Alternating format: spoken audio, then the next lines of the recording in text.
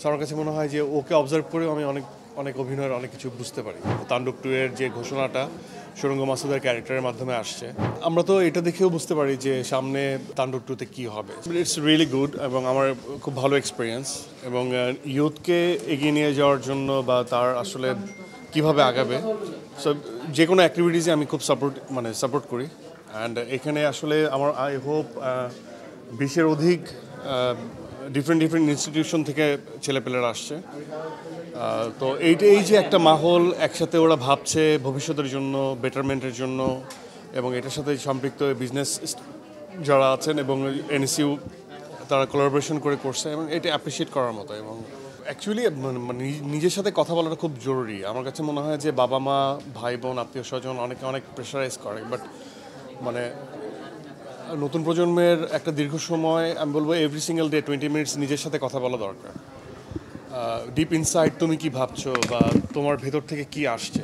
হ্যাঁ, তো আমরা ছোটোবেলা থেকে অনেক স্বপ্ন দেখি এটা হবো সেটা হবো, কিন্তু আলটিমেটলি ক্যারিয়ার যে গড়ে অন্য জায়গায়। সো নিজের প্যাশন এবং প্রফেশনাল অ্যাবিলিটি কোথায় বেটার, আমার মনে হয় নিজের সাথে বোঝাপড়াটা অনেক বেশি দরকার।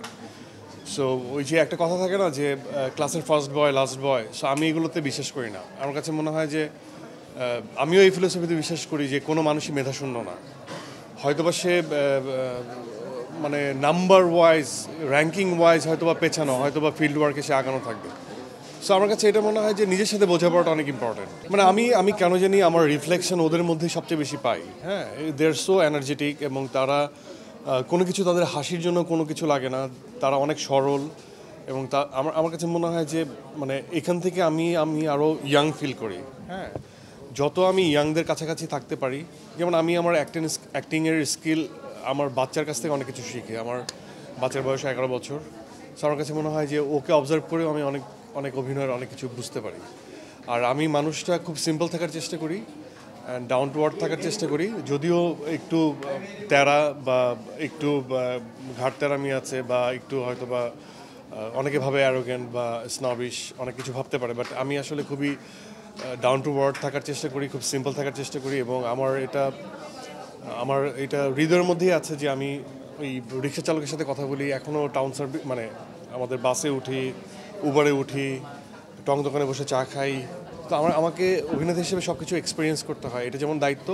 ব্যক্তি মানুষ হিসেবেও আমি খুব ডাউন টু আর্থ থাকতে পছন্দ করি। সো আমার মিশতে খুব ভালো লাগে। তো সামনে সোফার আমরা আসলে আমাদের যতটুকু অ্যানাউন্সমেন্ট দেওয়া হয় সেটার মধ্যে কথা বলতে হয়, অনেক প্ল্যানিং, অনেক কিছু। ইদানিং একটু আমার ওই লিগারমেন্ট ইস্যু অনেক 8 বছর আগের থেকেই ছিল। সো সামনে আমার রোজার ঈদে দম আসছে, রেদন রনি পরিচালিত, ও অনেক দীর্ঘদিন পর, and this is gonna be the first survival film, thrill base এবং সার্ভাইভাল স্টোরিজ দেয়ার, গুড কাস্টিং থাকবে অ্যান্ড হোপফুলি দেশের বাইরে একটা পার্ট শ্যুট হবে। খুবই রিয়েলিস্টিক অ্যাপ্রোচে তৈরি করা এবং একটু ট্রু বেসকে মাথায় রেখে করা, true base story inspired by true story. So ওইটার জন্য আমার 2 মাসের একটা প্রিপারেশনেরও ব্যাপার আছে। So I am really looking for that work. So আমার হোপফুলি আমার অডিয়েন্স যারা, তাদের সেই কাজটা অনেক সুন্দর লাগবে বা ভালো লাগবে। সো এনিওয়েজ, লাস্ট তাণ্ডবে আমি যে ক্যামিওটা দিয়েছি, 2টা ইউনিভার্সের ওপেনিং, এক সুরঙ্গ 2 এবং তাণ্ডব 2 এর যে ঘোষণাটা সুরঙ্গ মাসুদের ক্যারেক্টারের মাধ্যমে আসছে, কারণ ও ইন করার পরে এই ইউনিভার্সটা অন হয়। সো আমরা তো এটা দেখেও বুঝতে পারি যে সামনে সুরঙ্গ মাসুদ কেন তার এই একজন সরল মানুষ হঠাৎ করে এরকম গ্যাংস্টারের মতো ভাইব দিল এবং তাণ্ডব 2 তে কী হবে। সো এটা তো একটা টিম থেকেই একটা আগ বাড়িয়ে একটু বলে দেওয়া যে তাণ্ডব 2 তে হয়তো বা কিছু একটা হবে। সো এনিহাউ এছাড়াও ছবি হতে পারে, বাট আমি সবসময়ই বলি যে কোনো কিছুই আগে প্রিপ্ল্যান না। লাইফ কখনোই প্রিপ্ল্যান করে অনেক কিছু আগানো যায় না, কোনো কিছুই লাইফে ডেফিনেট না।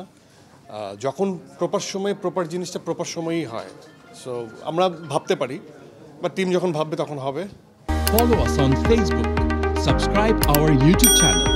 Get the latest update on www.daily-sun.com.